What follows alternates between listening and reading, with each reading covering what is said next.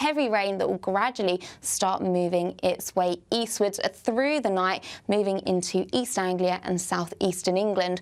Behind that, turning drier with some clear spells, but some frequent showers. These most frequent across Northern Ireland and into Scotland as well, where we still hold on to some very strong winds as we start Monday morning. But it won't be as mild as we go through Monday morning, lows dipping around 7 or 8 degrees. But it will be a damp start, especially across eastern parts of England, but rain will gradually clear its way through, turning much drier and brighter behind it across the bulk of England. But further towards the west, here we'll see frequent showers moving through, some of these quite heavy, but the main focus will be the strong winds and frequent showers across the north, where they could turn wintry, with temperatures dropping closer to average. Bye-bye for now. We can expect clear skies, leading to a light and warm day ahead. Lovely. Boxed Solar, sponsors of weather on GB News.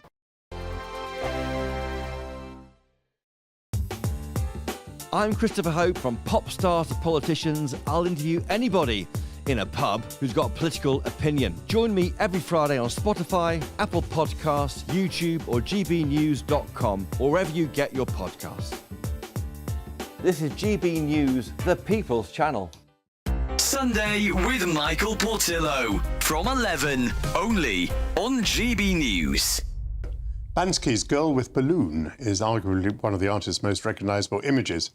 So when a limited edition print signed by the artist was stolen from Grove Gallery in London, an investigation was launched by the Metropolitan Police's flying squad. The work was thankfully retrieved. The desire to own great works of art has once again become evident this week, albeit a little further afield on the continent. Police in Italy have uncovered a criminal network forging artworks by Bansky, Andy Warhol, Pablo Picasso and others. Investigators said that they've seized more than 2,100 fake pieces of art with a potential market value of about £165 million. With me to discuss that case is the Chief Executive of Grove Gallery, James Ryan. The art world needs to tighten up. It is known as a bit of a Wild West out there because people will try and chance it with these forgeries. You're quite right, there's only one actual original, but even auction houses have been hoodwinked before. The burglary that you suffered is sub judice, so we have to be careful what we say about it. But it must have been a bit of a shock to you. I mean, was it a broken window, a smashed door? At 10, 11 o'clock at night, and just hammer straight through, shoulder barging through the door, and then in and out. You know, gone in 60 seconds. I must say, I know. Obviously, that a targeted attack. The person would have known what he or she was after. Yeah. Absolutely. But I must say, I know they cop a lot of flack, the police force, but the flying squad got the artwork back within 3 days. They were fantastic. So yeah, I've never heard or seen, other than the Thomas Crown affair type film. You know, I just didn't think it'd be happening to little old me, you know, in Fitzrovia, but it did, and thankfully we got it back. GB News. Every Saturday, 10 till 12, we'll bring you all of the news that you need to know. We'll also remind you that there is so much to smile about. It's my favourite time of the week. I get to relax, enjoy some light-hearted stories, and let Ellie teach me about fashion too. That's Saturday Morning Live, every Saturday, 10 till 12. Only on GB News, Britain's news channel. Nightmare commute? Kick it up a gear with GB News Radio. You can listen online and on DAB+, and on the GB News app. We're also on TuneIn and the Radio Player app. From the school run to rush hour, get revved up with GB News Radio. We are the People's Channel, Britain's news channel.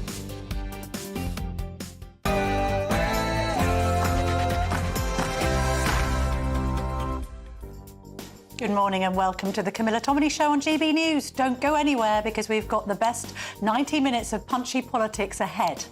Chief Executive of Labour Together, Jonathan Ashworth, will be joining me. I'll be asking him how he would have voted, or will vote if he had a vote, in the assisted dying bill that is currently before the House of Commons. He's a former Shadow Health Secretary, so that would be an interesting discussion. Shadow Secretary of State for Levelling Up, Housing and Communities, Kevin Hollingrake MP, will join me. I'm going to get his reaction to Essex Police dropping their investigation into journalist Alison Pearson. Remember the non-crime hate incident? Why are the police investigating committing non-crimes. We'll try and get into that. The former head of MI6, Sir Richard Dearlove, will be with me to discuss the ICC's decision to issue an arrest warrant for Israeli Prime Minister Benjamin Netanyahu. Also be speaking about Russia's cyber threat. Ollie Harrison, the co-founder of the Farmers' Rally, will be here to recap on a busy week for farmers and what needs to happen to protect the countryside next. And the father of Elon Musk, Errol Musk, will be live from South Africa. I'll be asking him how he thinks his son will do as part of Donald Trump's administration.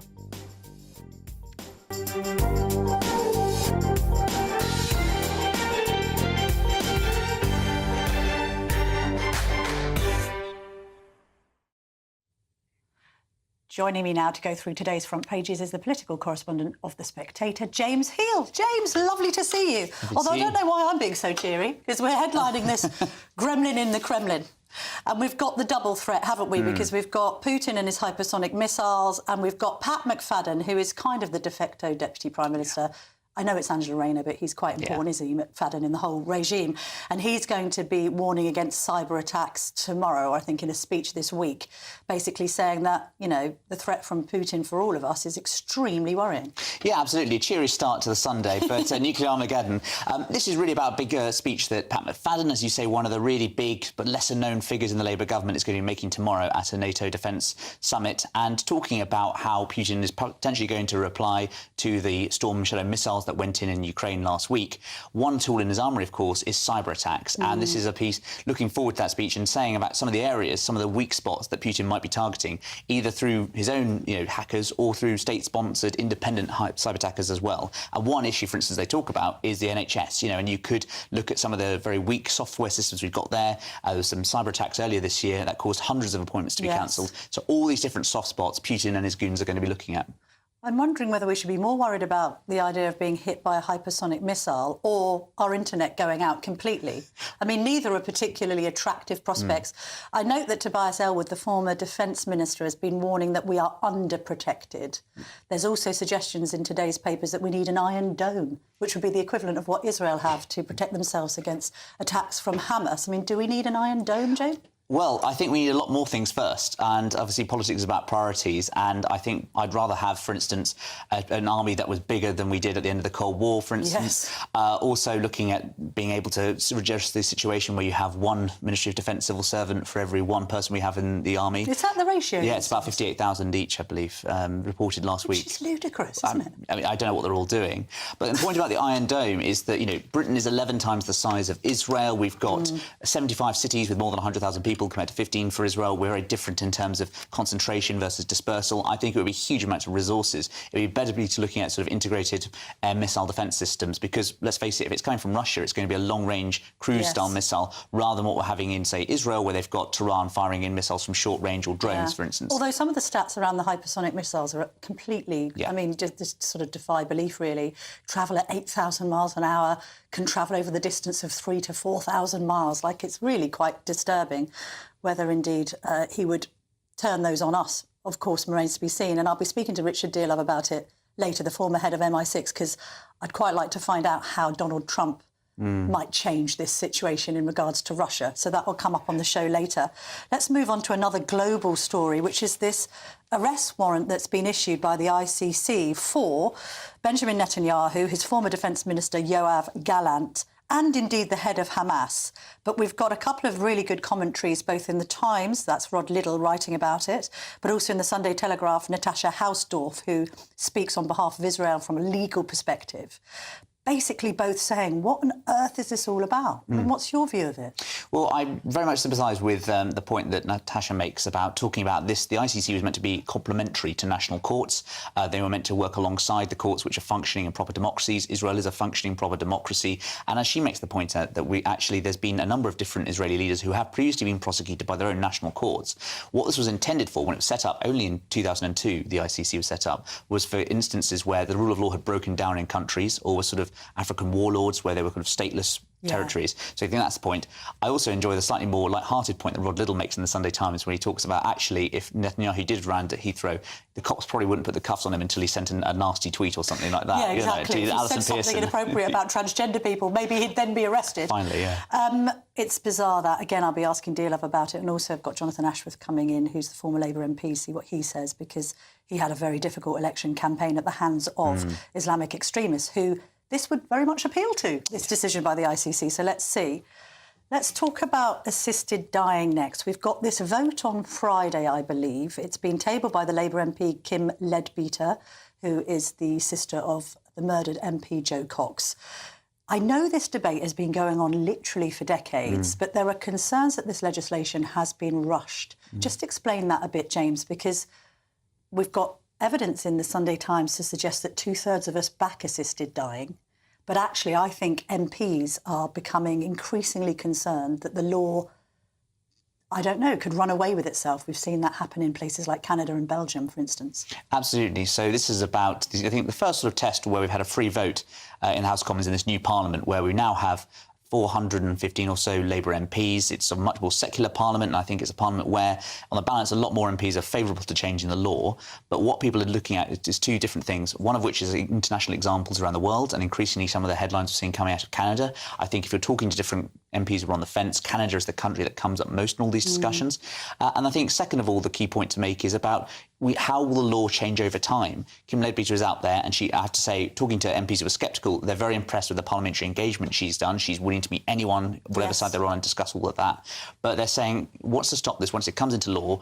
Either something like the Strasbourg Court, ECHR, potentially changing the law around the workarounds, or also how we know when doctors' guidance changes, how that affects his medical practice. So they're saying the bill might be watertight now, but what's it going to look like in 10, 20, 30 years' time? There's been some interesting coverage as well. I think the lawyer who was involved in the Harold Shipman case has warned this morning that this could kind of create a licence for rogue doctors or a rogue doctor to behave as he did. Do we think this is going to pass? Because when it was first tabled, I was sort of thinking, oh, it's probably a shoo-in. There's a large Labour majority. A lot of the younger MPs seem to be very for it. But we've had different people, including the Health Secretary, Wes Streeting, come out against it, saying, look, we need to get end-of-life provision in a better place before we even look at this legislation. What's your instinct on how the vote might go on Friday? Yeah, 4 weeks ago, I was much more confident it would pass. I still think it will narrowly. And I'd say the reason why I think is because it's the question of the Liberal Democrats and all of this. For me, they're the ones who are sort of backing this bill by about sort of 80, 90%, even though, of course, their leader, Ed Davies, is against it because he's got a disabled child. Absolutely. He did look after his mother for many, many years. He feels that it could make the disabled and the elderly opt for assisted dying because they feel like a burden on their families. So the Lib Dems in general are quite supportive, and then along with Labour, that will give them the numbers, And right? Labour, I think, is split, but sort of 60% favouring it, and enough Tories, and so I think it should narrowly pass. I mean, that assumes it does go through and doesn't get filibustered, for instance. But I think the Ed Davey point is interesting, because I think talking to MPs, most of them bring instantly personal anecdote to this. Yeah. It's a much more personal debate than, say, an intellectual one or a religious one. It's most people are grounding their arguments in quite secular, personal terms. Even Gordon Brown, son of the Manse Church of Scotland, he was there talking about his, his baby daughter, rather than, say, a sort of intellectual case around God and faith, etc. And that's one of the things that's quite striking to me. So MPs will be going in not by listening to the party whips, but actually using their own judgment from personal experience in this. Yeah, I think as well people are reacting to it on the basis of whether their loved ones have had good deaths or bad deaths. Quite right. I've written a piece myself because I've been recently bereaved, lost my stepmother, and I wrote a piece in the Telegraph the weekend saying, actually, why aren't the government legislating for more funding for hospice care? Absolutely. Because that is somewhere where you can go and have a dignified death. It's the definition of assisted dying. But I appreciate that lots of people have got lots of very personal skin in the game. Let's talk about the erased Archbishop. This is interesting. Mail on Sunday. Shamed Welby is omitted from the BBC's Christmas schedule.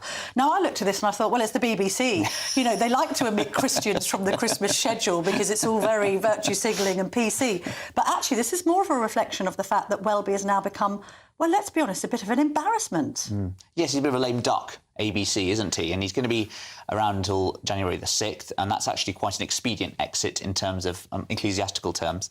Normally there's a sort of long process, about 12, 18 months or so, where you find the new Archbishop, and so it looks like there's going to be some sort of vacancy where the Archbishop of York will be stepping in.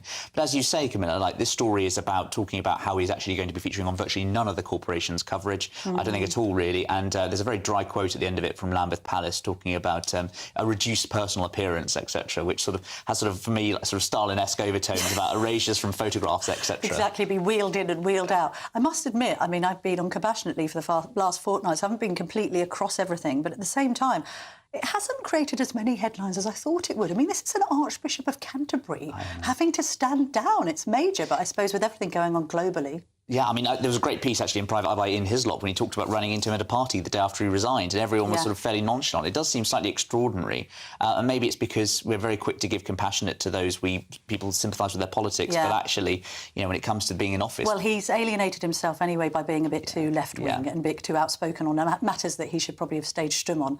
Very quickly, somebody that is outspoken on all matters is our colleague here at GB News, Jacob Rees-Mogg. Very quickly... There's a reality show out. It's on December the 2nd. Helena, his wife, who's a lovely, lovely lady, has done a really good interview with The Telegraph. Will you be watching it, James? I will be, and I think Helena will be the real star of this. Yes, I totally agree. She's always the star of the show. You must have met her at conference many times. So he brings his wife along, Helena, along to conference. She's great fun. And there's a great quote from talking about how he wooed her. The first time they met, the 20-minute soliloquy on her ancestor, Thomas Wentworth, and she staggered away after that. And I thought, that's love at true sight. The other interesting thing about the piece is it does reveal that Helena's the one with all the money, really. I know he's done very well in the city and is probably handsomely paid here, but she's the aristocrat. I think she's set to inherit 145 million in paintings alone or something. But it's going to be fascinating, so we'll be tuning into that and, of course, State of the Nation, which is on every weekday at 8 p.m. Well, thank you, James, very much indeed. Coming up, I'm going to be speaking to the Chief Executive of Labour Together, Jonathan Ashworth. He's going to be live in the studio. And we've got Richard Dearlove coming on, the former head of MI6. So lots to look forward to. Don't go anywhere. Back very soon.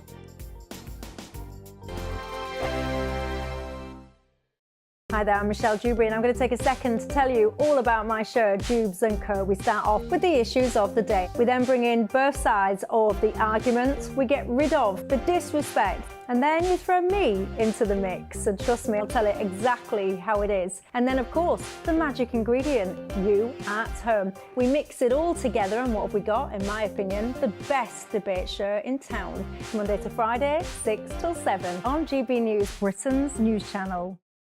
This is GB News, Britain's news channel.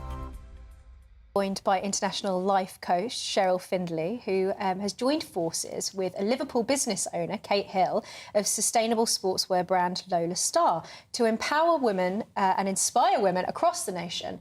And to celebrate this partnership with the new Lola Star collection, the two will be hosting an exclusive event next Saturday. The sportswear brand was launched after, well, your story. You lost how much weight? So 16 stone, which is over 220 pounds, which I know is quite significant. But during that kind of decade-long journey, I learned a lot about myself, and I learned a lot about what it takes to be successful, to be happy, to be well, and to just live an incredible life every day. Are you giving them goals to work towards or helping them structure their life? Yeah, so I don't give out goals, absolutely not. It's all about whatever an individual wants. So what we do to begin with is we understand, like, where are you now? Where are you thriving? Where do you feel really happy and excited in your life? And what's lacking? Like, where would you like to feel better? Where would you like to improve? And then we take it from there. So I'd love to take that on board. I'd love to be my true self and fulfil my potential. So have you got any practical tips on how to do that? Yeah, so we start with clarity, right? Like, you need to know, it's such a busy, fast-paced world we live in. There's so much sensory overload. You know, it'd be so easy to be distracted. So we need to kind of quiet all that noise down and start with, where do I want to focus? Pick 2 or 3 things. Where do I want to focus? And then we define the goal. What would I like that area of my life to look, not just look like, but feel like? And then we take it from there. So that's where you would start. I actually had a cancer diagnosis in 2019. And I just decided if I was going to be lucky enough to be on the other side of it, I wasn't going to play small anymore. GB News, the people's... It's Patrick Christie's Tonight, and here We do things differently. It's explaining the absolute madness of this, doesn't it? It's explosive. I mean, this is very good. It's lively. 850. Your government sat there, Sean, and it did nothing. It's controversial. And the Middle East has been in turmoil since before I was born. It's everything you need to kickstart your evening. Everyone's had their Weetabix tonight. I love to see it. That's Patrick Christie's Tonight, weeknights from 9 p.m. Only on GB News, the People's Channel, Britain's news channel.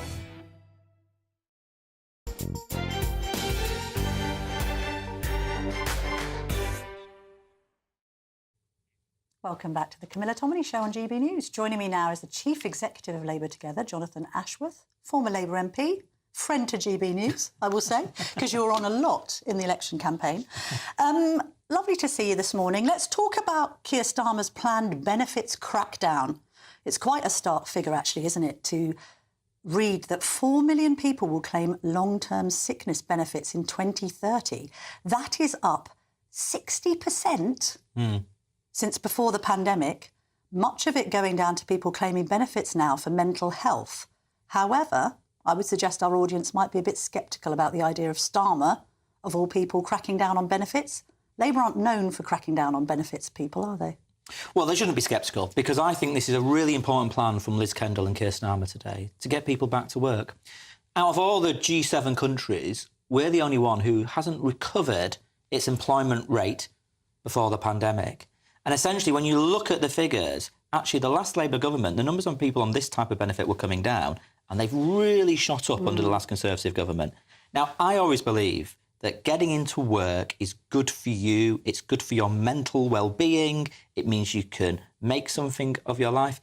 If you are written off, particularly in your 20s, there's nearly 1 million young people out of work in their 20s, or early 20s, or young people. If you're written off, that is, you are risking a life on the margins. So these are important reforms. It is work for those people who can. Obviously, security for people who genuinely cannot work. But we should be helping people move into employment. I know, but then the kind of Labour rhetoric around criticising people who might be claiming benefits who could work but choose not to is that you're stigmatising and you're being unfair. No. I think the opportunity to get a good, well-paid job it's about opening doors. It transforms your life. And what you've got to do is you've got to reform the way the job centres work, and that's what Liz Kendall and her deputy Alison McGovern have been talking about, and they're right to do that.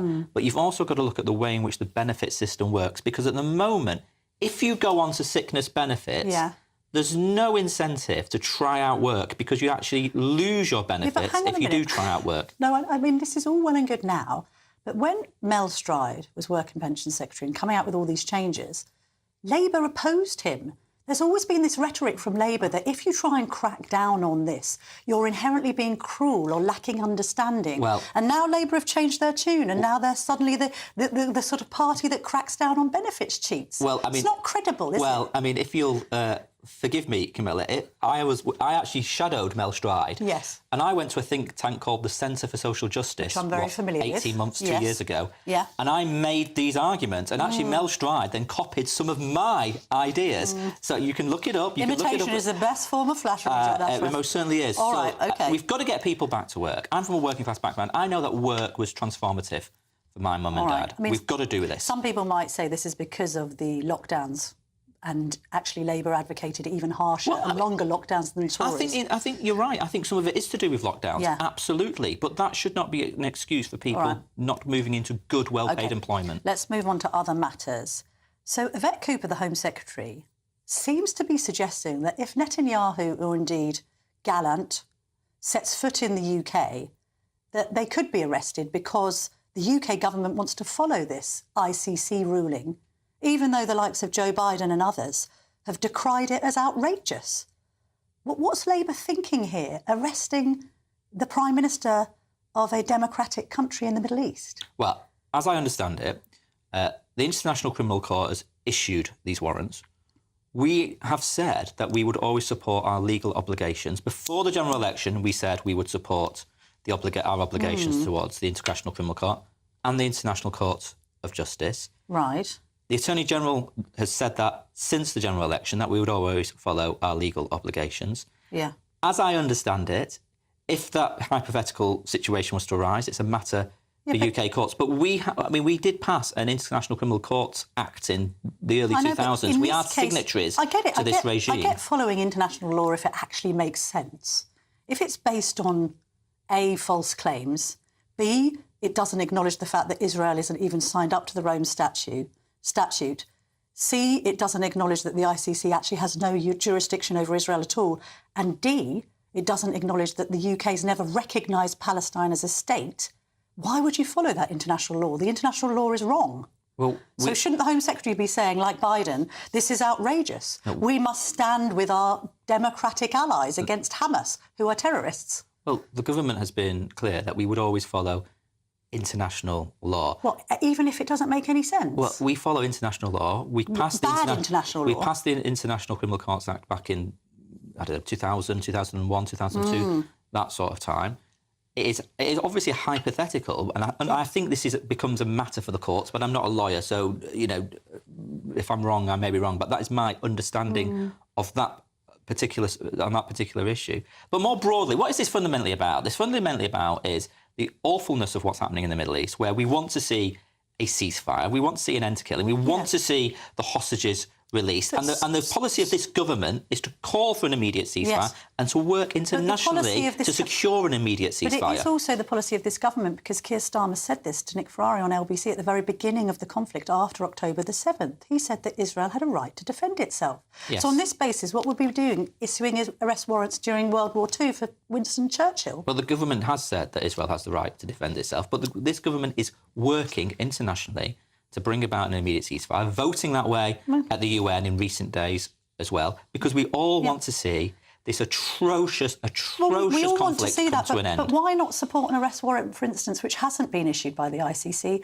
for somebody like Bashar al-Assad, who has literally launched chemical weapons on his own people? Why is there no arrest warrant for him? Maybe it's just because he isn't Jewish. Well, that matters for the International Criminal Court. I don't know why there was no I thought you'd have a strong line on it, because I thought, actually, you'd think that this plays into precisely the kind of Islamic fundamentalists that made your election campaign a living hell. Well, look, my election campaign, there were a lot of people felt very strongly about the issue of Gaza. And actually, people who feel strongly about the issue of Gaza are not Islamic fundamentalists. Some of them are. There was lots of people Some of them are. There's lots of people who voted against me who felt that the Labour Party's position on Gaza was not satisfactory, and they wanted to give voice to and calls for a ceasefire. Actually, I was calling for a ceasefire as well, but they didn't feel that was that was enough. All right. The government now need to continue to work internationally for a ceasefire. Okay.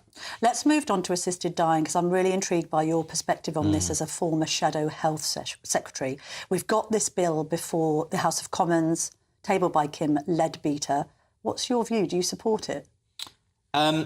Well, I mean, Kim is a brilliant MP, and I'm really pleased that she's brought this debate to the fore. It's a really important debate, and the way in which she's done that is completely commendable and admirable. For what it's worth, if I was still an MP, I've decided I would not vote for it. That is my position, by the way. That is not the position of the think tank I'm now associated with. It obviously doesn't have a position. It's just my personal position. There were two things that would concern me. First of all, I just worry about the pressure that this would put people who are in the most desperate of circumstances, the pressure they would be under. I just think it would change societal norms about that, and I'm not sure that we're ready for that as a society. And secondly, we all know that end-of-life care in the country is just not satisfactory. The hospice movement are phenomenal, but they have been underfunded for years. And I just don't want people feeling that they are a burden, or that they feel their time is up and they have to make these decisions. Let me ask you a related question on hospices, because I wrote about this at the weekend in light of the death of my stepmother, who was helped at end of life considerably by the hospice, and so were the family. Locally, it was a Peace Hospice in Watford.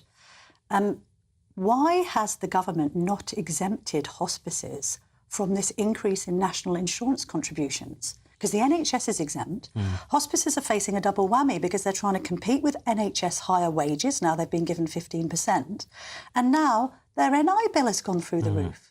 That doesn't make any sense. Well, because Can you have a word with Streeting? Well, because many of them will have charitable status and not actually part of the National Health Service. 14, 15% government funding, as you say. They're reliant on fundraising. Why on earth should hospices, who are precisely catering for this problem, Why are they now financially disadvantaged by the budget? Well, I mean, it's a very, very good point. I mean, if the government was here, and I'm not the government, I know, remember, but would you perhaps have a word with but if Streeting? a government spokesperson would say, look, you know, the previous government were reckless with the economy. This government's got to clear up the mess. That means some tough decisions on tax. Labour have done this to hospices. I know, but like, I mean, They should I exempt think them, shouldn't I am they? completely in favour of hospices. They are wonderful institutions. Being exempted? But you'll say it about hospices, then there'll be other very good causes who will also be playing this. There'll be other good there'll be other bits of the care economy homes, paying which are this. already facing financial dire Well, straits indeed, post-COVID. but the government has decided it's got to clear up the mess But it inherited. So it's got to increase tax somewhere. Organisations, surely, whether they're NHS or not, providing care to the terminally ill, care homes and hospices should be exempted, just from a moral point of view. Well, then you make the... Well, you say that, but should they be exempted from other forms of taxation? No, just the NI increase. Well, why just the NI increase? Because why it not, could why not lead the to VAT? redundancies and it could lead to less people getting end-of-life care. But tax has to be raised somehow, and this government is clearing up the mess because of the reckless decisions of the previous government. How long are we going to go on about the reckless decisions of the last 14 years? So when are you going to take responsibility? The economy is not going brilliantly so far, is it? Given that your Mr. Ashworth? viewers are paying so much more on their mortgages because of the reckless decisions of the they're previous paying more in government, tax now as well, thank you very much. This government's got to clear up their mess. Really? And how's people that like going? me are going to keep pointing out the mess that Are they you saying made. Starmer's had an auspicious start to his premiership, would you say? I think he's had a fantastic start. He's got... Jonathan, honestly. Yes, we've increased the minimum wage, we're introducing new rights for workers, we've Taxes put have more gone up, money and now into the National hospices Health can't afford Service. to recruit people. We're going to bring the waiting list down. Jonathan Ashworth, once an MP, always a Labour MP. Thank you very much indeed. Coming up next, I'm going to be joined by Sir Richard Dearlove, the former head of MI6, and I'll be joined as well by the Shadow Secretary of State for Communities, Kevin Hollingrakes. We've got lots more to discuss. Don't go anywhere. I shall be challenging on Ashworth's claims here about Labour having a great few first months. Do we believe that? Do we believe what Jonathan Ashworth has just told me? I'm not so sure. Back in 2.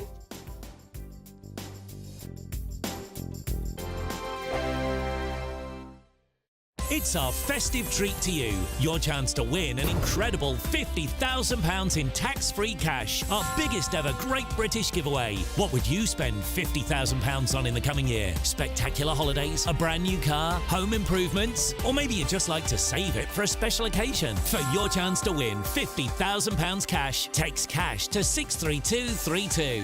One entry costs £2 plus one standard network rate message. Or text bonus to 63232. 5 entries cost £5 plus one standard network rate message. Go to gbnews.com/win. Entries start from just £2. You can call 0903 681 3232. Calls cost £2 plus your network access charge. Or post your name and number to GB10 PO Box 8690 Derby DE1 9TT. UK only. Entrance must be 18 or over. Lines close at 6 p.m. on the 31st of January. Please check the closing time if listening or watching on demand. Good luck. I'm Patrick Christie's. This is GB News, the People's Channel, Britain's news channel. This is GB News, Britain's news channel. Apparently, in the Mail, page 5, hard-pressed bosses already having to deal with deadlines, red tape and staff who won't actually come into the office over Christmas. And they're saying that Christmas parties this year are going to be as lame as ever because everyone's afraid of basically getting cancelled or misbehaving or getting sacked for their behaviour. Would you risk it, Trey, at Christmas? Do you know, I've actually never had a normal job in my life, so I wouldn't last a second because I'm not very politically correct. But it must be horrendous, really, because rather than enjoying yourself, you're having to completely always censor yourself. And it might be the most innocent of stuff that's said to someone that they then take offence to, which means you're going to probably just keep your mouth shut, which doesn't sound like the best of parties, does it, really? No. Tricky one, isn't it? Because you're not at work, so it's not an office issue if, you know, some banter and it's taken the wrong way. But still, it's still a work environment, isn't it? Yeah. If HR shows up, it's a work party. It's a work event. HR shows up, I'm gone. Yeah, well, that's what it is. And so even for us this year, first of all, it's the first year we're calling it a holiday party. I don't know how I felt about that. Really? What, your company's doing that? Yeah, they're calling it a holiday party. Oh, no, well, no. Yeah, I know. I voted against. So they got rid of the word... Christmas. Why? Because we want to be inclusive. How's it not inclusive to call it Christmas? I know. Trust me. Are you still going to go? I wouldn't bother going. I'd say no. I am going to go, but I'm going to go dressed as Mrs. Claus, and it's going to be Christmassy, and I'm going to make sure that Christmas enters the door with me. Yeah, you spread that Christian vibe. 100%. But outside of that, there is that element of HR showing up, and HR will be sober, and they've already prepped them to say, like, listen, this isn't your party. HR can have their party. This is your hangout. Yeah. Make sure everyone's being PC. GB News, the People's Channel.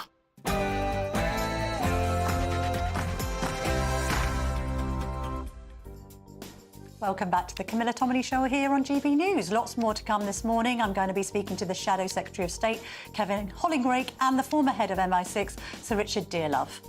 I'm also going to be speaking to the co-organiser of the Farmers' Rally, Ollie Harrison, and the father of tech giant, Elon Musk. He's called Errol, and he'll be with us a little later. So that's all to come after your news headlines with Tatiana Sanchez.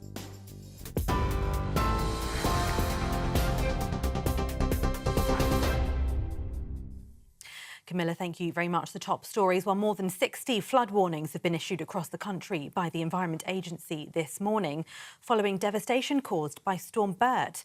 That, as a man has died after a tree fell on his car as the storm brought strong winds, rain and snow and caused disruption across the UK. Hampshire Police said the man in his 60s died near Winchester early yesterday morning. Meteorologists have described it as a multi-hazard storm. 2 other people died yesterday in crashes on the roads during the stormy weather, one in West Yorkshire and another in Northamptonshire, although it's not known if they were directly related to the conditions. In other news, Russia could turn the lights off and won't think twice about exploiting defence gaps in the UK. That's the warning that the Chancellor of the Duchy of Lancaster, Pat McFadden, is expected to tell NATO members next week. In a speech, he'll urge countries to bolster cybersecurity and not underestimate the threat of cyber warfare from Russia.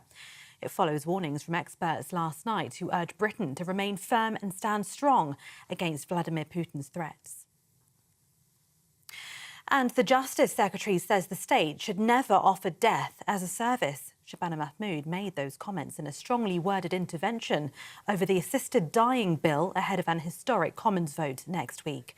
In a letter to constituents, Ms Mahmood said she was profoundly concerned by the legislation, not just for religious reasons, but because it could create a slippery slope towards death on demand. She's previously made clear she would vote against the bill alongside Health Secretary Wes Streeting, who faced a backlash after suggesting the changes would cost the NHS more. The Prime Minister has declined to say whether he will back the bill, arguing that he doesn't want to pressure MPs. And those are the latest GB News headlines for now. I'm Tatiana Sanchez. Now it's back to Camilla.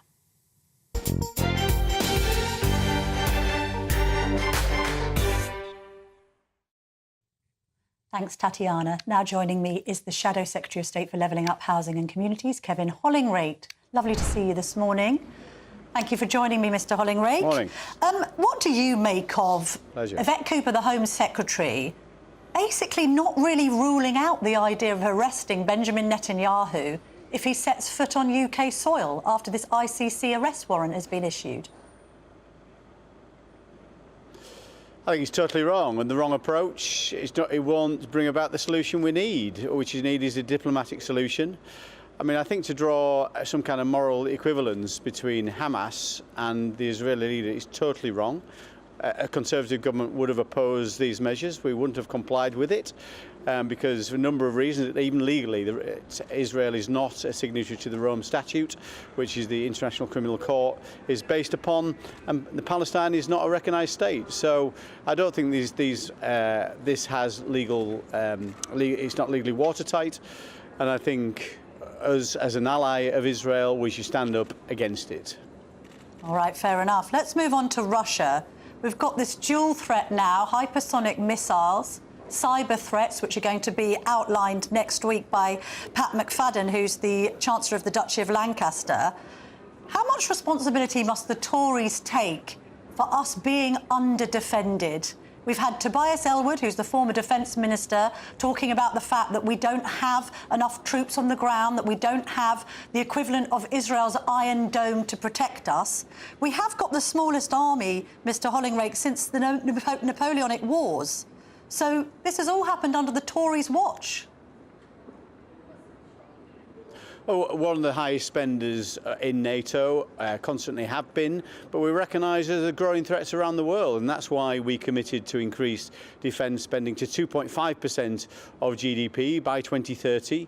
And that is a commitment not matched by the Labour government. They've made some kind of general commitment to get there at some point in the future, but the threat is now, and we should bolster our defences now. We made that firm commitment. Labour should do the same. But isn't it the fact that we're having to bolster our defences because the Tories oversaw the defences being weakened? Well, I don't accept that. You know, we were making the 2% commitment, NATO commitment of 2% every year in terms of GDP spend.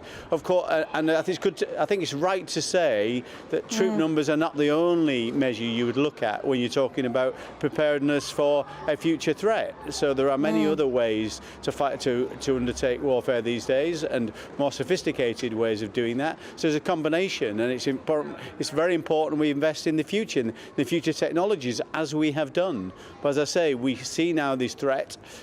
We made that commitment to get to 2.5% of GDP in terms of our defence spending.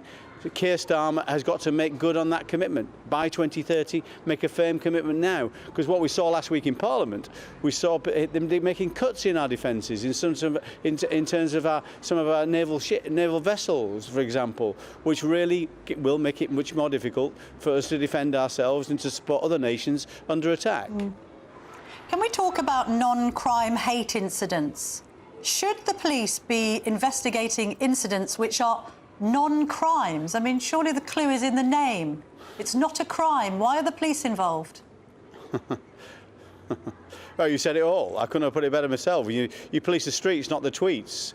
And it's ludicrous. The police are working hard enough as it is. They've got so many challenges right now. We want to see them on the streets, fighting crime on our streets. We want people to feel our streets are safer. That's what we want. You know, if people say things on Twitter, whatever they say, well, if people don't like it, just ignore it. If it's not a crime, it's not a crime, then police shouldn't be involved. But again, Mr Hollingreich, why didn't the Conservative government crack down on this hat stand while you had the chance? Why did these non-crime hate incidents, why were they allowed to sort of proliferate if the Tories are so against them? Well, we did tighten up on it. The Shadow Home Secretary, Chris Philp, did tighten up on that when he was policing minister. Not enough. I think he's spoken recently, they need to go further than we thought. No, I agree. And he said this, we need to go further than we'd gone, which I absolutely support that measure. I mean, but I think the message needs to go out loud and clear from the government, who are responsible for this now, that the police are there to police the streets, not the tweets. Be very clear about this, because I think that the police officers I speak to had welcomed that kind of intervention and welcome a reprioritisation towards crime away from non-crime.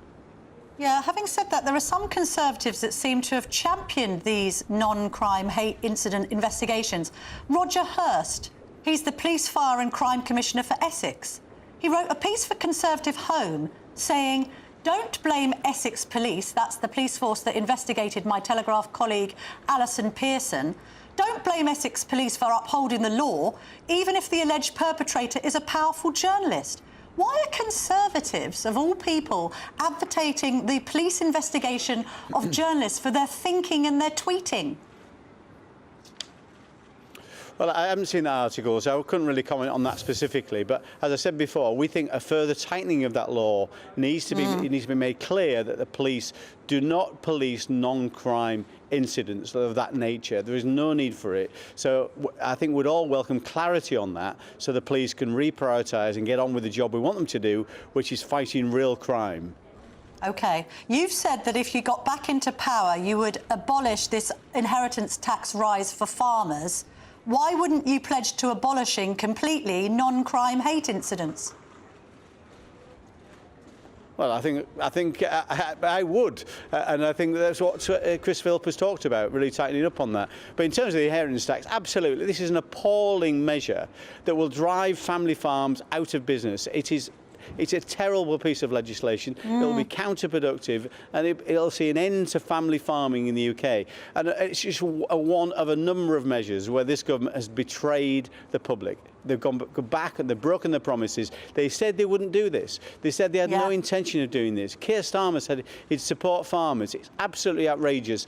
But it's only one part of a myriad, one of a myriad of promises that have been broken. Remember that manifesto that's supposedly fully costed and fully funded? £40 billion a year increase in taxes, huge increases in business taxes, £25 billion a year. If you look where this economy was when we handed it over... Well, you did hand it over with the highest tax burden since the Second World War, so are you really in a position to comment on tax rises? That's one of the reasons you got dumped out of office. It's not the highest anymore. Camilla, it's not the highest anymore because they've just put the taxes up.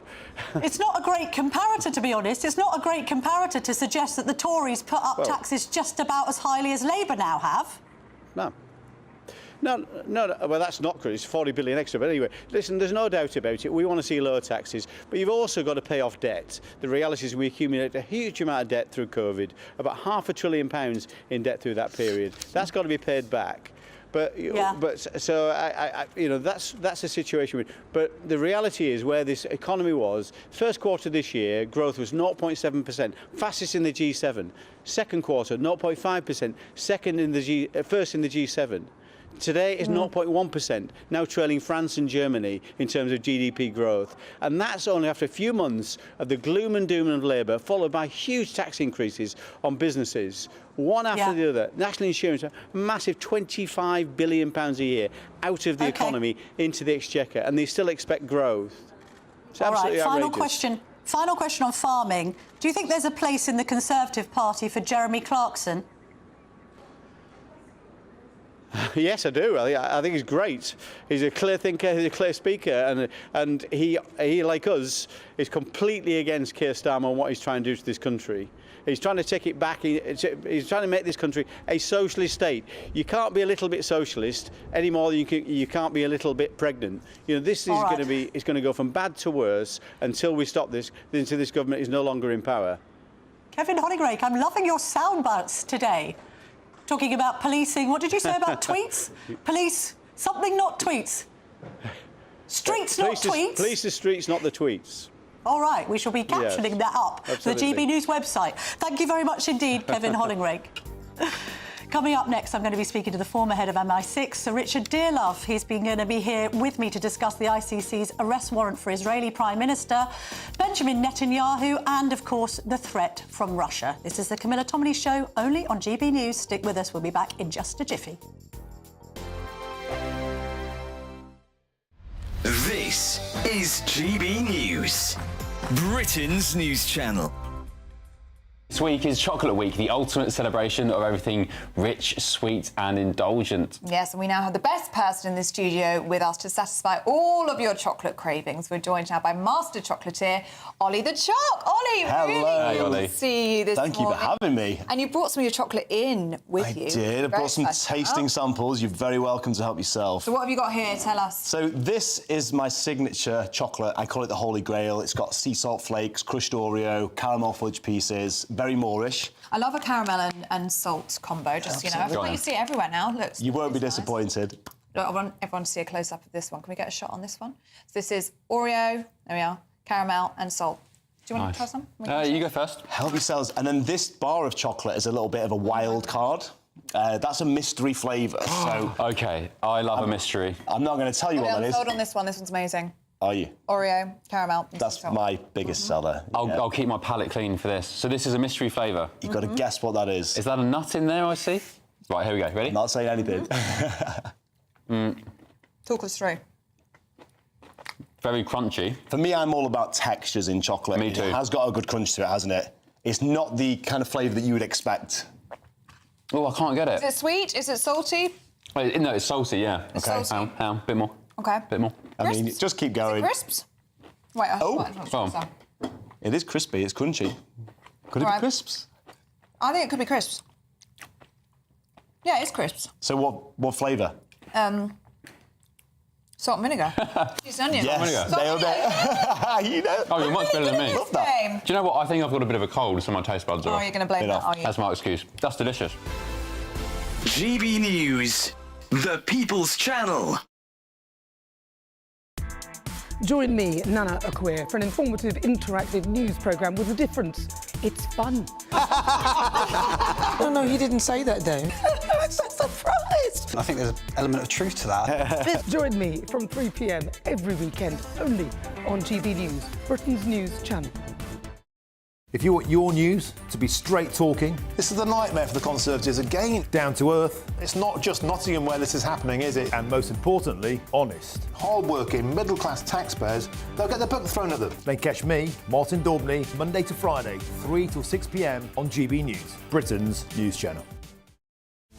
This is Britain's Newsroom, where your voice matters. It's just astonishing. With expert analysis and honest opinion, we don't just keep you informed. We bring you unique perspectives you won't see anywhere else. Can't argue with any of that. When the news happens, it happens here.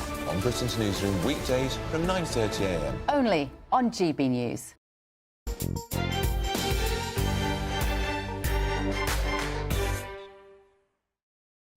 Welcome back to the Camilla Tominey Show, only on GB News. Joining me now is the former head of MI6, Sir Richard Dearlove. Lovely to see you this morning, Sir Richard. Thank you very much indeed for your time.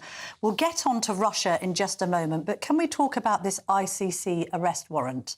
Joe Biden, the US president, has called the ruling outrageous and pledged to always stand with Israel against threats to its security. Senator Lindsey Graham, who's a Republican, has said to any ally, Canada, Britain, Germany, France, if you try to help the ICC, we're going to sanction you. We should crush your economy.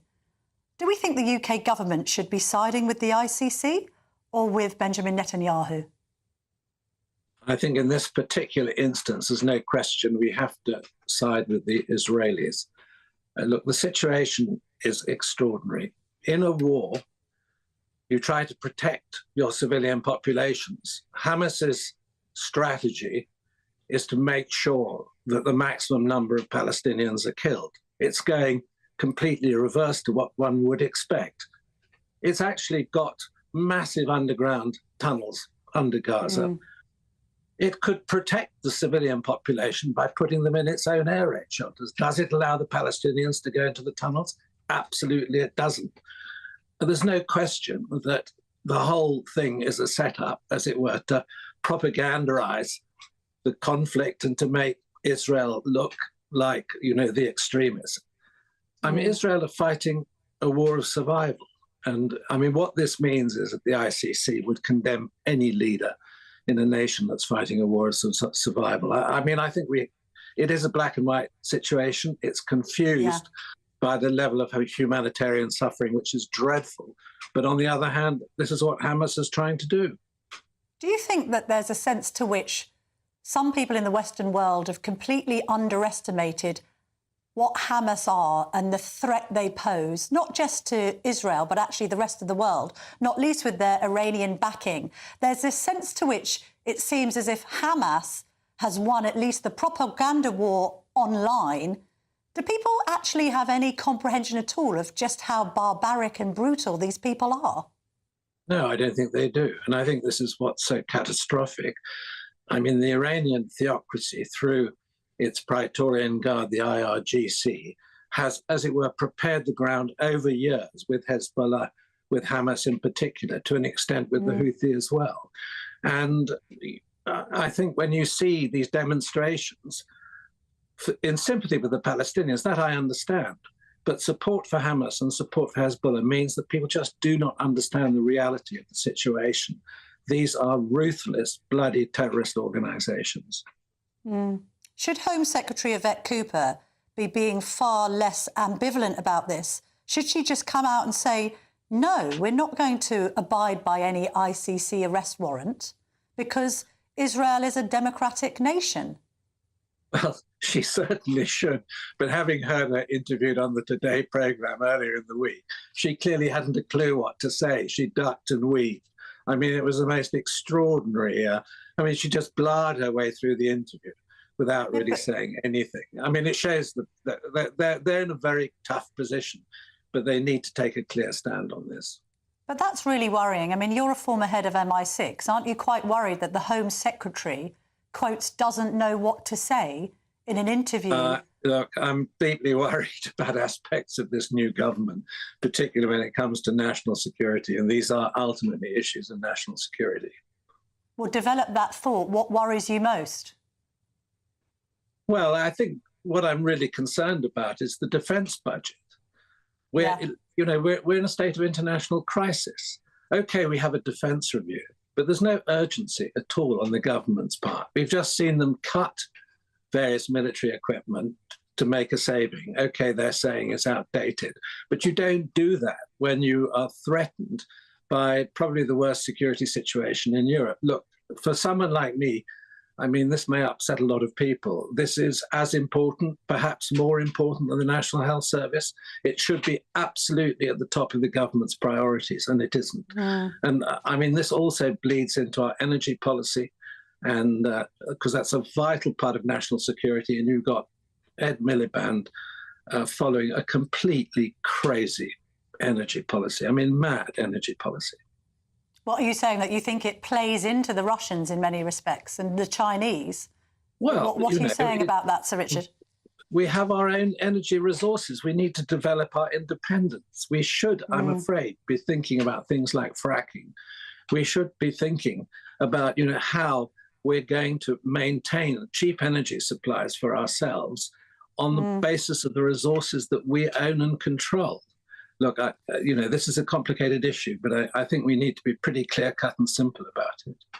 Let's try and be clear-cut and simple about Vladimir Putin. Should we be more worried about hypersonic missiles, or should we be more worried about cyber security and attacks on our key infrastructure? Well, I think Putin's got a problem. He can escalate the war verbally, which he does, but then to escalate it in terms of conflict is a more complicated issue. I think he wants to avoid a shooting war with the West, but he's prepared to make these demonstrations of Russian armaments and Russian armaments technology. But in reality, I think what we're facing already, we're in a state of hybrid conflict with Russia. So there are many things that he's going to do to us without really much restraint. We've already been warned by the heads of the security service and the intelligence service about Russian sabotage and the Russians going feral in this area. We've seen cables being cut internationally. We've seen problems with critical infrastructure. We have seen cyber-related. I mean, you probably know my personal emails have been hacked by the Russians several times, and that's caused quite a lot of publicity. I'm very flattered that they still want to hack my emails, but it shows the extent of the lengths that they're prepared to go to. And then there's the whole area of information warfare, cognitive warfare, in which the Russians are highly skilled. So all of these things are going to escalate. I don't think Russia is going to risk personally a shooting war with the West. If they can't cope with the Ukrainian military, if they can't win in Ukraine, they're not going to take on NATO. But we're already in a state of conflict in all these other areas. And, the Marxist doctrine to which Putin still subscribes is that all of these areas are areas of conflict. The military is just one dimension. How worried were you when we discovered that North Korean troops were being sent to Ukraine? I mean, it just kind of conjures up, I think, this resurgence of the idea of an axis of evil being formed. Yeah, I think that we have to see that that's a real issue. Iran, Russia, China, North Korea working together. I'm actually skeptical about the value of North Korean troops to the Russian military. It seems to me that this is almost a symbolic move. And I was recently at a security conference in Central Europe last week, at which Ukrainians were present. And I think they agreed with me that the integration of North Korean soldiers into the Russian military is not a straightforward issue. And how effective are they going to be on the battlefield? These people have been completely isolated. They're part of an autistic regime. They've never been outside North Korea. They don't really know anything about the outside world. Are they going to defect? How are they going to behave on the battlefield when they face a really fierce, battle-hardened Ukrainian military? I mean, for me, this is more of a symbolic gesture than a military gesture. What are your thoughts about the re-election as US President of Donald Trump? Do you think that ultimately will make the world a safer place or more dangerous when you consider some of his rhetoric, particularly around Ukraine and Russia? We don't know is the answer. With regard to China, Biden followed the policy that Trump established in his first administration. I have to admit, I'm worried about Trump in relation to Ukraine, but talking to other members of his administration, I've certainly done podcasts with Rubio, who's now his Secretary of State. I mean, Rubio makes the point very clearly that Trump is not going to start his administration with a disaster in Ukraine like Biden had in Afghanistan. I mean, this dogged Biden for the whole of his administration. So I think it's important to sort of leave the book open and consider where we stand.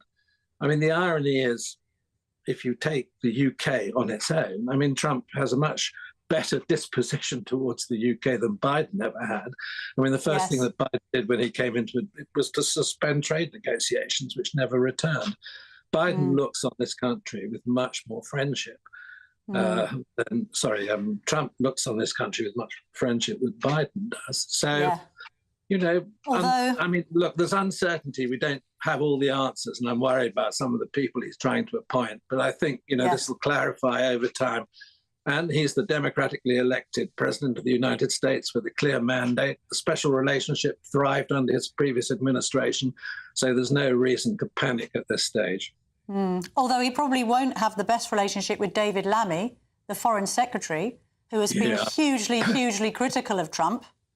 Oh, lots of people have been critical about Trump. And let's face it, when foreign secretaries go to Washington, and I know this in my own experience, they don't necessarily see the president.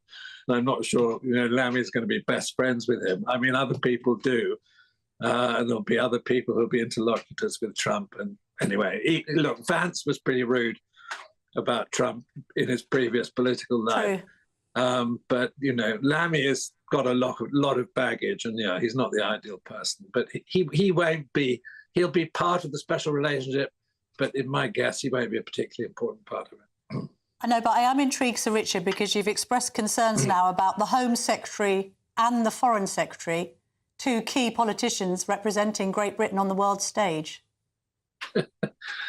Well, look at their records since they came into office. They had everything going for them, and they've just made a series of extraordinary mistakes. My other question is, why on earth is the Prime Minister jumping off aeroplanes all the time? He's got domestic problems to deal with.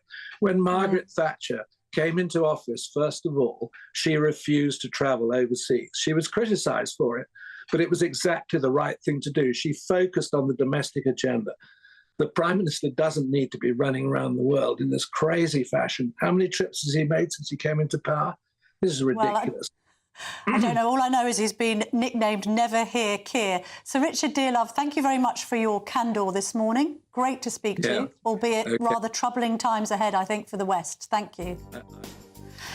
Fascinating stuff. I mean, it's not holding back there. This is the former head of MI6, questioning the fitness for office of both the Home Secretary and the Foreign Secretary. Crazy times. Anyway, coming up, we're going to be talking about farming.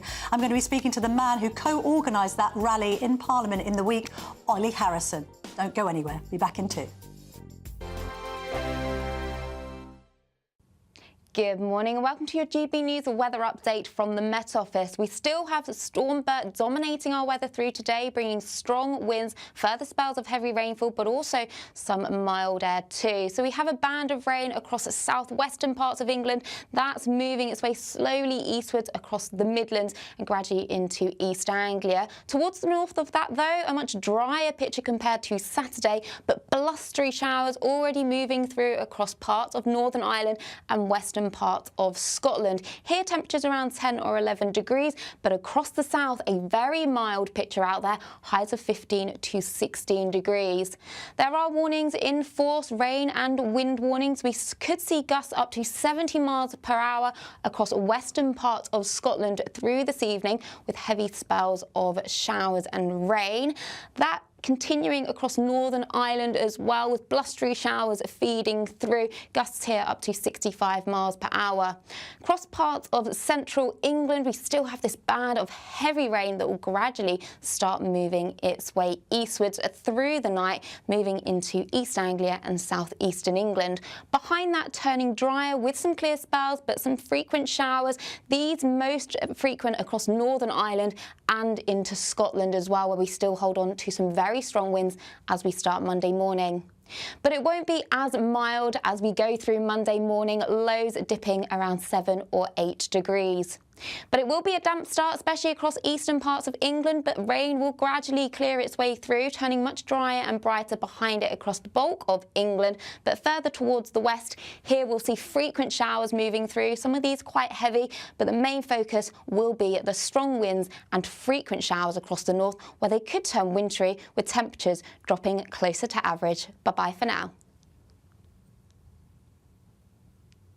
Hi there, I'm Michelle Dewberry and I'm going to take a second to tell you all about my show, Jubes & Co. We start off with the issues of the day. We then bring in both sides of the argument. We get rid of the disrespect. And then you throw me into the mix. And trust me, I'll tell it exactly how it is. And then, of course, the magic ingredient, you at home. We mix it all together, and what have we got? In my opinion, the best debate show in town. Monday to Friday, 6 till 7 on GB News, Britain's news channel. Mark Dolan tonight is your weekend dose of news, debate and entertainment. This sounds like a wild conspiracy theory. Don't miss My Big Opinion. Mark meets at My Take at 10. Democracy is a funny old thing. And we don't do boring, not on my watch. I just won't have it. Let's go and get another glass of that bubbly. You've earned it. That's Mark Dolan tonight, Saturday and Sunday, 9 to 11, only on GB News, the People's Channel, Britain's news channel.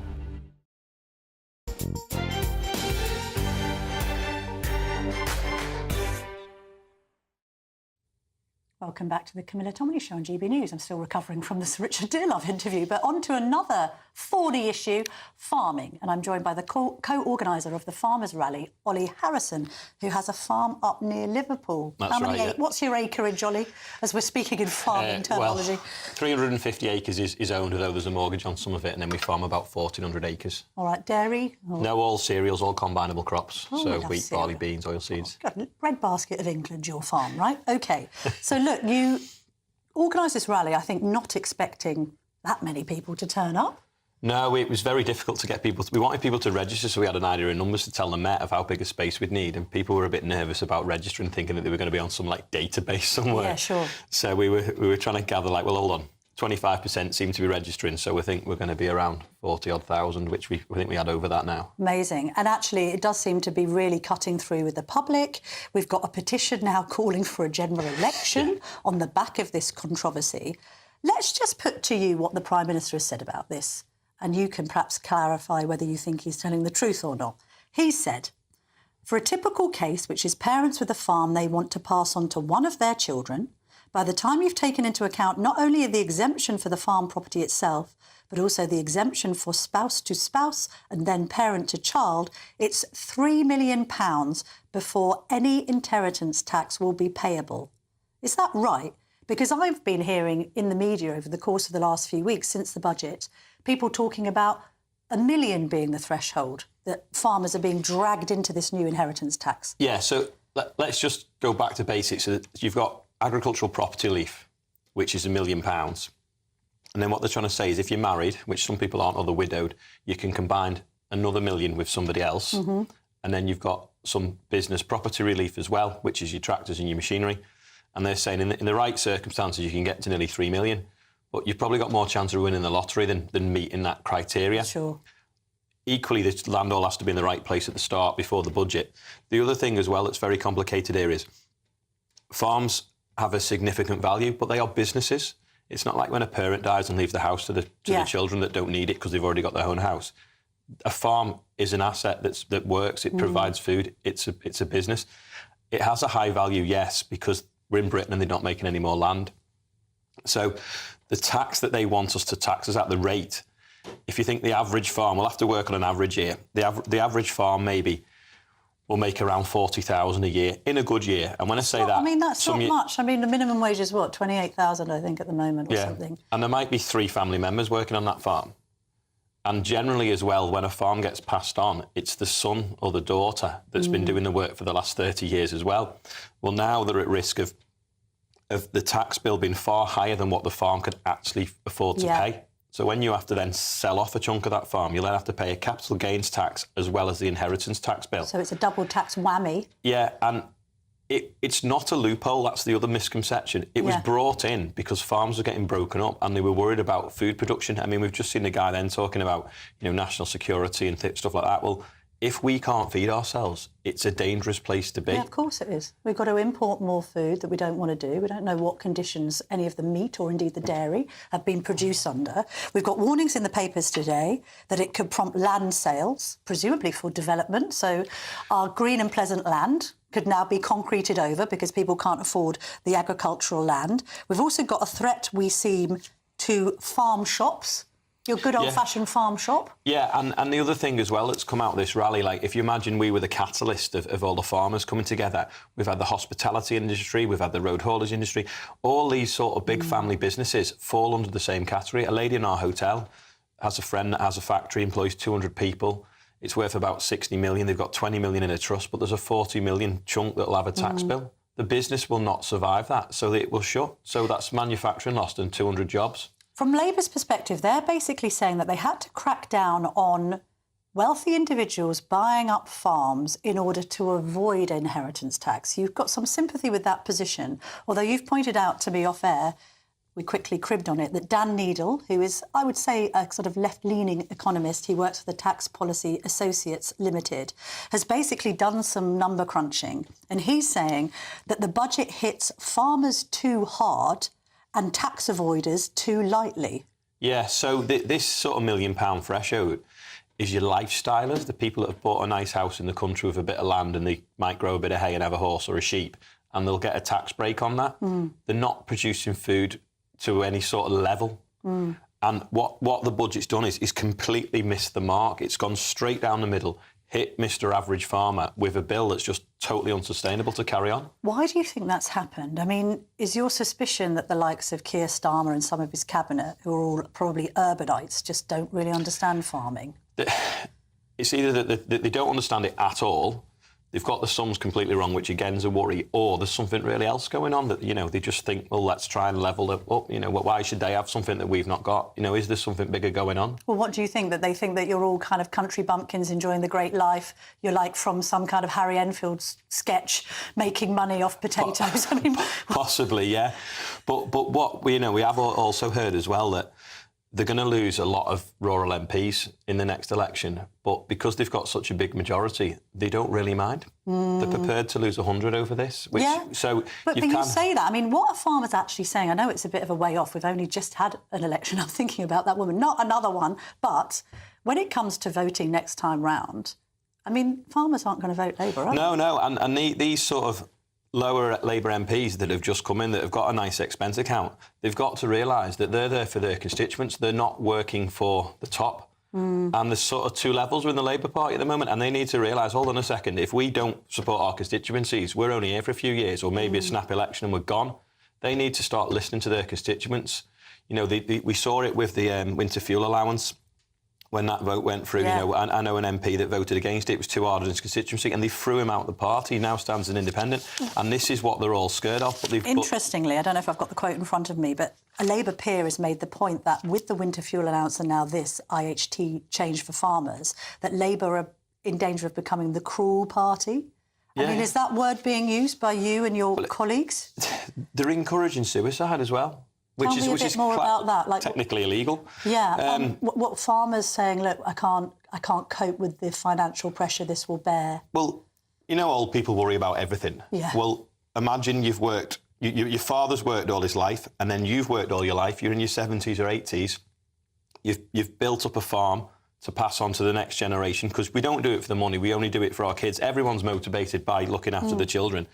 Do that, and now by being alive before April 26, your lifetime's work and the generations before you is wasted. And when all you've got to look forward to is rotting in a care home, people are taking their lives. It's just absolutely ridiculous. God, when you put it that starkly, this is when policy meets reality, right? Yeah, and you know, actual human beings. There's live to provide for their children, and in the final hour, by a stupid change in legislation, could mean that a lifetime's work's wasted. There's so much anger and anguish within the industry at the moment, especially with the older generation. What I find quite unbelievable is that there's no elected person that seems to be able to connect with the farmers. The person that has become the conduit between public and farmer has been Jeremy Clarkson, right? I mean, have any politicians engaged? I know the Tories are now sort of jumping on this. I mean, what do you... Well, on our rally the other day, we had a lot of them turn up, and obviously Jeremy was there and he did speak to a lot of them. The problem is this deathly silence out of Labour and this party line. It's only going to affect 500 farms. Well, it's not. We know that's wrong. But even if it did, why is it acceptable to lose 500 farms a year? No. You know, we just want to sit down, have a conversation with them, show them our sums, because we don't know where they got theirs from, and then come up with a solution. If they want 500 million, we can find 500 million through somewhere else that won't damage the whole industry. You know, if they put 1% on insurance tax, no one would probably even notice, but it'd give them billions, not 500 million. What is actually going on here? So is there confidence in your movement that you could get them to U-turn on this? I know the National Farmers Union is obviously right down their throats trying to get to the table. There is a period of consultation, isn't there, about the thresholds? So is there room for manoeuvre here, do you think, Ollie? We've heard a whisper that they're re-looking at some things, but unless they're engaging with farmers or the NFU, they still could get it wrong, you know, and they don't. It'd be embarrassing to get it wrong once. It's even worse embarrassing to get it wrong twice. But Rachel, if you're watching, Keir, if you're watching, come and meet with some farmers. Let's sit down. We'll show you the books. We'll show you the sums, and we'll try and find that solution. No, Ollie, I've had an idea. Rachel, Keir, we could hold a farmers' forum on GB News if you're up for it. We could have the farming community, the Prime Minister and the Chancellor and other key stakeholders. We just debate it out.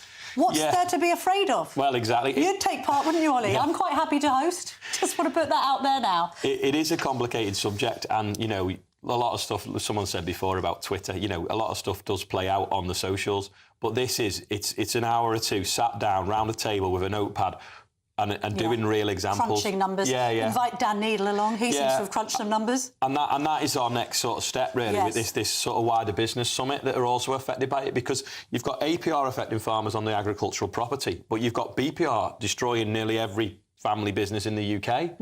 And if we can bring all them together and start to give them facts and figures and... Hang on, just a BPR... Business property relief. Thank you very much. Just so people understand. Say if you own a hotel, how does that carry on if you've got to lose 20% of it? Yeah. You know, because everyone's got a tight margin these days, so to find that value is just not there. But if we have a business summit is probably the next step, and we bring them in and we start to gather the data of how many job losses that will come from this, then they might start to think, actually, we have got this wrong. Well, also, I think from the public's perspective, the idea of food shortages are pretty scary. I mean, is that a realistic prospect? We don't want to be going on strike just yet, but if they're not going to listen, that it's the only thing we've got left to do. And Ollie, finally, what about you personally and your farm? Have you got kids? What's your I've got 3 children. Yeah, okay. So now I'm questioning what I'm doing every day, because there's no money. I think, well, I just may as well give up. Well, what would you do instead? That's awful. You don't want to be doing that. I know, but when you get up in the morning and you're losing money growing wheat, and you think, well, I'm only doing it to provide for the next generation when hopefully farming might pick up. And now that is taken away from you. You just think, oh, what's the point? I've been thinking that after the weather we've had this year. Yeah, well, this is the other thing, and you learnt that if you didn't know anything about farming and you watched Clarkson's farm, just how difficult it is for farmers to make ends meet just on the basis of the climate alone. This is it, and this is the difference between it and every other business. You know, some of the other business, yes, they will get hit by BPR, but they have the ability to change their pricing structure, or they could take an insurance policy out and put a couple of quid on everything they do and save some money up. Yeah. We can't do that, farming. We are the only industry that's price takers, not price setters. All right, well, look, the GB News audience is behind you. We've got other hosts behind you, including Nigel Farage, who I know was in his wellies at the rally, and we'll keep up the fight on your behalf. But, Ollie, thank you very much for coming in and sort of talking us through the reality of this, because I think people are a bit disconnected from it, and you've made it very, very real on the show this morning, so thank you. Thank you. And good luck. Cheers. All right, coming up next, we hope to speak to Elon Musk's dad, Errol, who is going to be joining me live from South Africa, provided his link works. Let's hope he's got Starlink, and then we'll have a clear reception line to him. I'm going to be asking him what he makes of his son's relationship with Donald Trump and whether Elon Musk might end up taking a mission to Mars. Don't go anywhere. We are proud to be GB News, the People's Channel. And as you know, we always love to hear your views. Now, there's a new way of getting in touch with us at gbnews.com/your say. By commenting, you can be part of a live conversation and join our GB News community. You can even talk to me, Bev Turner, or any of the members of the GB News family. Simply go to gbnews.com/your say. Good Afternoon Britain isn't just about us. The wonderful thing about this programme is it's about everyone watching. It's an interactive programme. Well, there absolutely is something to see here, and we're going to be talking about it more. Whether it's breaking royal news, Will, please bring us up to date, or indeed a particularly punchy speech in the House of Commons. Very, very curious. We bring it to you live, and then we bring you live reaction as well. That's Good Afternoon Britain, weekdays from midday. Only on GB News, the People's Channel, Britain's news channel. Sunday with Michael Portillo from 11, only on GB News. Welcome back to Sunday with Michael Portillo. Well, drinkers have been warned about a drop in the quality of French wines after poor weather conditions hit this year's grape harvest. Winemakers across France will make 240 million fewer bottles of wine this year, the country's farming ministry said on Tuesday. So should we think of switching from French to English? I'm joined now by sommelier and founder of Inflorescence Wines, Jacinta Madison Williams. Hello, Jacinta. Good morning. Nice to see you. First of all, let's just think about the poor French. We should. Has this been a fairly universal weather catastrophe for France? It has. A kind of across the board, we're about 22% down on last year's crops, which is quite significant. I think it's like one of the 4 years over the last century that have been this low. So, and it's affected both quality and quantity? I would say more so quantity. There's always ways of counteracting quality. It depends if people are desperate to make wine. They can obviously push out more watered down grapes. There's been a lot of rain, if you hadn't noticed. Not only in France, we felt it here too. But lots of frost, supercell hailstorms have completely wiped out some crops. So in some cases, there's nothing to make. In other cases, it's just really watered down grapes, and you want to pick earlier to make sure you're avoiding all those rains. But I would say more so it's quantity. But saying that, France is still the biggest producer of wine in the world. It might be taken over by Spain this year, but as a consumer, don't panic. We're not going to run out of wine. And we obviously have lots of lovely wine growing here now in England. So whether we do make a little jump for a bit to English wine, but there's definitely still lots out there. GB News, the People's Channel. Why go out on a Friday night when Friday night comes straight to your home? Talking about? Join me and my A-team of top pundits. Chemistry tonight is electric. As we tackle the big stories of the day with wit, insight and fearless energy. Man of the people. It's all vibe. Just a filing cabinet on wheels with a tie on. So, order in Friday Night Live with me, Mark Dolan, every Friday at 8, only on GB News, the People's Channel, Britain's news channel.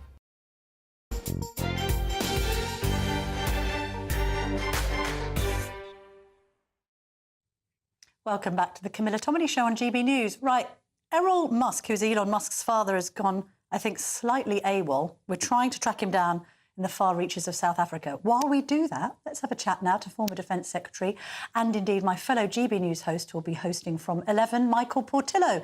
Michael, did you happen to catch my interview with Sir Richard Dearlove? I He did. basically unleashed on the Home Secretary and the Foreign Secretary. This is not a man, as the former head of MI6, that seems to have much confidence in the Labour government right now. He did unleash. Actually, the unleashing that I enjoyed the most was one on Ed Miliband. He said that our energy policy was absolutely mad, absolutely ridiculous, which I think is a growing opinion. I mean, just why exactly is it that we are going to stop people exploring for oil and gas? We know that we still need oil and gas, and it's better to get oil and gas, it seems to me, from the waters of Scotland than to rely on Putin and Russia for it. I mean, the policy does seem absolutely mad, but it's as though we needed someone to come out and say that the emperor has no clothing. I think the Conservatives, are still trying to put their act together with their new leader, so we're not hearing things quite as clear-cut as that. Gosh, it was a breath of fresh air to hear Richard Dearlove say it so straightforwardly. You make a really good point on whether the Tories are mounting enough of an attack on Labour, because you've got Sir Richard Dearlove saying the sorts of things that arguably Kemi Badenoch should be saying. And to be fair to her, she's only just recently been elected to office, so let's give her a chance to sort of take the gloves off. And then I was speaking to Ollie Harrison there, our farmer, the guy who organised the rally in the week, and we were making the point between us that Jeremy Clarkson is mounting more of an opposition against the government on this IHT change than any Conservative shadow minister, which again I think is problematic for the opposition. Yeah, I mean, Richard Dearlove, I think, mentioned Margaret Thatcher during the course of the interview with you. And you, as you might expect, I'll mention Margaret Thatcher. See, what she did when she became leader of the opposition was she laid some philosophical foundations. She made sure that she had a hinterland of political philosophy to fall back on. And I think if Kemi does that, if she takes some time to prepare rigorous intellectual ground, that is not time wasted. So I'm not frustrated that Kemi Badenoch isn't launching these sorts of attacks yet. But what I think Richard Dearlove demonstrates, and here's a man that you would expect to be pretty cautious, as you said a moment ago, what he demonstrates is that there is room for straightforward talk. And therefore, at some point, when the opposition party is ready, and by the way, it could be the opposition parties, it doesn't have to be the Conservatives, at some point, people have to speak up with the clarity about some of the nonsense that is presently going on. Just very quickly, Michael, because I think we've got eyes on Errol Musk, so we will get a few minutes with him at the end of my show. Sure. Quickly, what have you got coming up at 11? Well, why would you spend £5 million on a banana that was taped to a wall? I'm going to investigate what is going on in the art scene at the moment, or for that matter, a picture of Alan Turing, which was supposedly painted by a robot called Ada. And you will remember the great barrister George Carman, who defended Jeremy Thorpe. We're going to be talking about the life of George Carman. All right, Michael Portillo, you're up at 11. We look forward to that. I think we now have Errol Musk, father of Elon Musk, joining us from South Africa. Mr. Musk, lovely to speak to you. Thank you very much indeed for your time. Tell us, I suppose, the key question, and I know you've been asked it time and time again. What was Elon like as a child? No, he was a very good child. No problems at all. Very ideal child. You know, he had a problem talking. He was sometimes a bit rude to adults because he would often say to people who questioned him reading a thick book or something, are you reading that? Are you actually reading that, little boy? And he'd say to the adults, what, are you stupid or something? Of course I'm reading it. All right, so I'm sensing some precociousness. Pardon? I'm sensing some precociousness from an early age. Yeah, I suppose you could call it that. But I had to speak to him afterwards on a few occasions, you know, say to him, look, you can't talk like that to people, you know. And he said, but they're stupid. I said, yes, but you can't talk. They may well be, but you can't talk to them like that. You have to be nice, you know. So I taught him to try and be nice. And what do you think is his sort of finest achievement to date? Is it the setting up of Tesla? Is it his involvement with X? Is it firing rockets into the sky and apparently planning a mission to Mars, we read in our papers this morning? Well, I'd say, you know, nearly all the things he's done are quite extraordinary. You know, if you go back to PayPal, if you go back to Zip2, putting the newspapers on the internet, then PayPal, which is now more than 60% of all transactions in the internet go through PayPal. And, you know, and you look at Tesla and so on. So it's very difficult to say this is better than that. But I am very pleased with his, you know, 50% of life is politics. And most people don't realize that. They think that their world of wherever they work, whatever job they do, that's the world for them. In fact, politics is half of your entire existence. It controls half your life. And I'm so glad that he's now not just ignoring the political side, and that he's actually looking at the political side as well, which of course is what is the leadership element in life, among people, among the nations. And so, yes, I'd say I'm very glad that he's done full circle now. It's not just a half circle that people sometimes live in, just their own business, just their own families, just their own this. He's now gone full circle, and he's including the political realm as well. And I think that's very important. Well, Donald Trump has appointed him as the head of an agency that is going to be dedicated to cutting waste in the next Trump administration. I mean, is he going to have time for that, Errol? This is a busy, busy man. How much time can he commit to that project? Yes, well, you know, there's no way he can go in with a briefcase and sit behind a desk or anything like that. And of course, the first thought I had was, how on earth are you going to do this? Because his life is already compartmentalized into a few minutes every day for an item. And most of the time he's in the air doing business from the air. And he spends about one night at home, so he didn't even have a need to have a home anymore. So it is a problem. It's a really big problem. But I just go back to the old saying, you know, if you want something done, give it to the most occupied, most busy person, and that's when you'll get it done. Fair enough. Go to the one who has no time. Is he planning a mission to Mars? That's what the Sunday papers in the UK are speculating. That he will go to Mars? Yeah. In due course. Well, yes, of course. I mean, that's the whole point. I mean, yeah. I would imagine we should be able to land something on Mars within the next 24 months.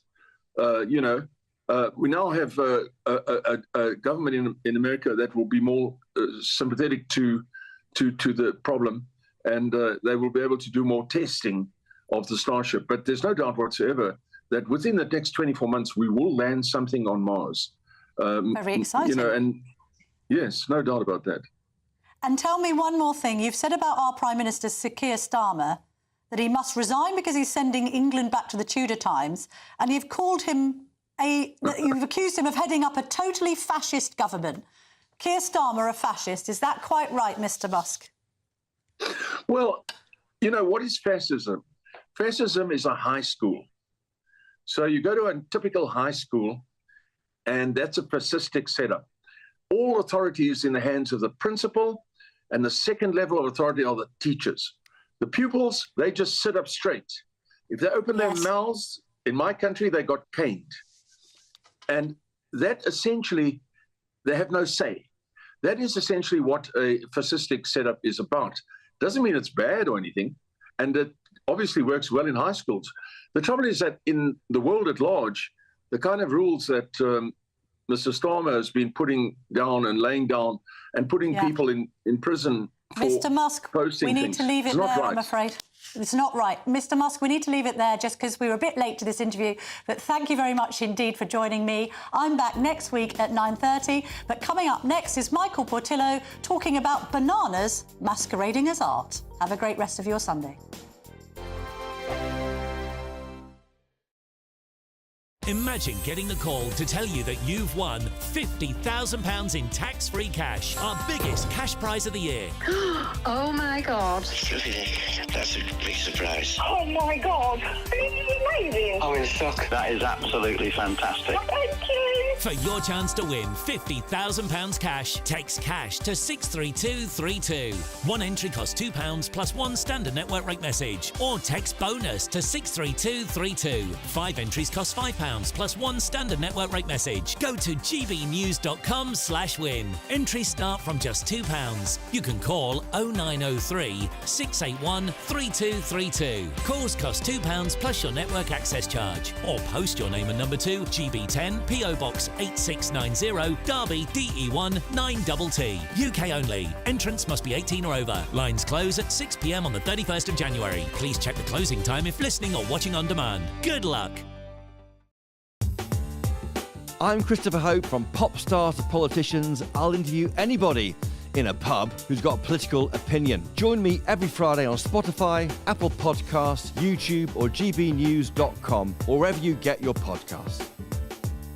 This is GB News, the People's Channel. Hi there, I'm Michelle Dewberry, and I'm going to take a second to tell you all about my show, Jubes & Co. We start off with the issues of the day. We then bring in both sides of the argument. We get rid of the disrespect. And then you throw me into the mix. And trust me, I'll tell it exactly how it is. And then, of course, the magic ingredient, you at home. We mix it all together, and what have we got? In my opinion, the best debate show in town. Monday to Friday, 6 till 7 on GB News, Britain's news channel. It's Patrick Christie's Tonight, and here we do things differently. It's explaining the absolute madness of this, doesn't it? It's explosive. I mean, this is very good. It's lively. 850. Your government sat there, Sean, and he did nothing. It's controversial. And the Middle East has been in turmoil since before I was born. It's everything you need to kickstart your evening. Everyone's had their Weetabix tonight. I love to see it. That's Patrick Christie's Tonight, weeknights from 9 p.m. Only on GB News, the People's Channel, Britain's news channel. Every Saturday, 10 till 12, we'll bring you all of the news that you need to know. We'll also remind you that there is so much to smile about. It's my favourite time of the week. I get to relax, enjoy some light-hearted stories, and let Ellie teach me about fashion too. That's Saturday Morning Live, every Saturday, 10 till 12. Only on GB News, Britain's news channel. If you want your news to be straight talking, This is a nightmare for the Conservatives again. down to earth, It's not just Nottingham where this is happening, is it? and most importantly, honest, Hard-working, middle-class taxpayers, they'll get the book thrown at them. then catch me, Martin Daubney, Monday to Friday, 3 till 6 p.m. on GB News, Britain's news channel.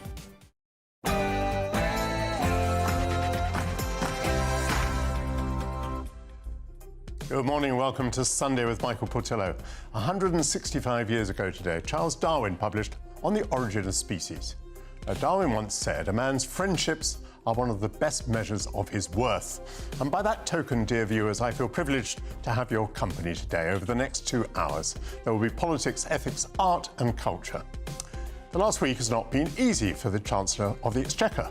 Retailers warn that her decision to increase employers' national insurance contributions would destroy jobs, and farmers descended on London to protest against her changes to inheritance tax on farms handed down from one generation to the next.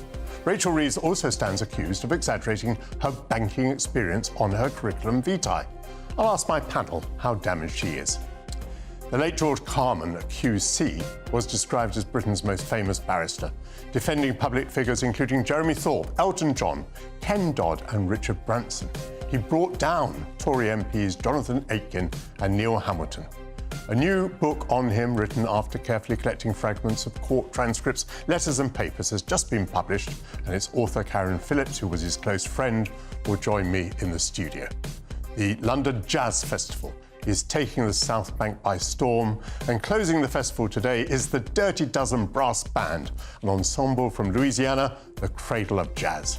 Grammy Award winner Martin Shaw and Nick Etwell will be here to chat about the festival and why they're bringing Louisianan soul to London.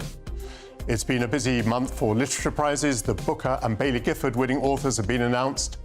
Richard Flanagan, the first writer to have won both prizes, has said that he won't accept the £50,000 prize money from Baillie Gifford because of its, quote, investment in fossil fuel extraction.